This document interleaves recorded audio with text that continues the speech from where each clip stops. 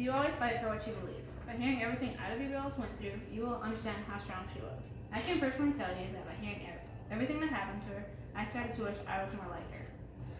Ida B. Wells had an interesting life, and by researching her, I came to realize how strong she was and what she was like as a person.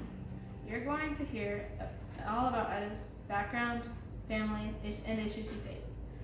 There are many key things that happened in Wells' life, and I'm going to tell you about a few of them. First, I'm going to start off by telling you about her background. According to A&E Television, Ida B. Wells on biography.com, written on September 10th of 2019, states that Wells was a journalist, activist, and researcher. She used her skills as a journalist to shed light on how African Americans were treated. Wells was born in Holly Springs, Mississippi on July 16, 1862. Her parents made sure she understood the importance of education. She also married a famous African American lawyer, Ferdinand Bennett. Now that you heard a little bit about her background, let's talk about her family. According to Arlisha R. Norwood, who writes for the National Women's History Museum, wrote an article, Ida B. Wells Bennett, where we can find that Wells went out of town, and while she was out of town, her parents and her younger brother died from yellow fever.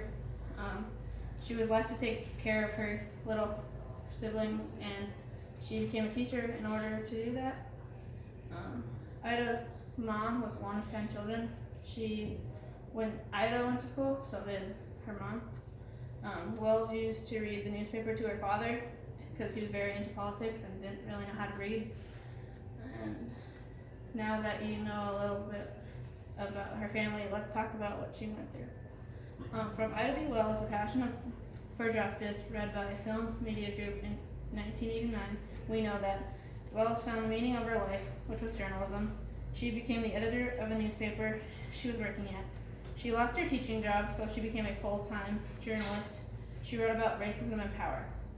And then, later in her life, 3 of her friends who owned a grocery store were getting tormented by some white people, and they were attacking them, and the African Americans who owned the store decided to shoot at them, and they accidentally killed one of them, so they rounded up some of them and a few more African Americans around the streets, and the 3 that owned the store were murdered. Wells got kicked off the train for being black, even though she had a ticket. The lawsuit failed, so she wrote articles about what happened to her. She started to use her paper to campaign against lynching because there were many African Americans being hung. Wells bought a pistol after the death of her 3 friends because she said she knew the people that attacked them were gonna come out for her, so she decided if they did, she'd like to take one of them with her.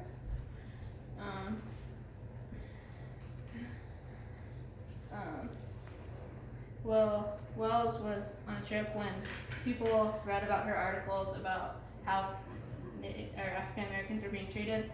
And they weren't happy about it, so they attacked her office, or they trashed her office and chased her out of town.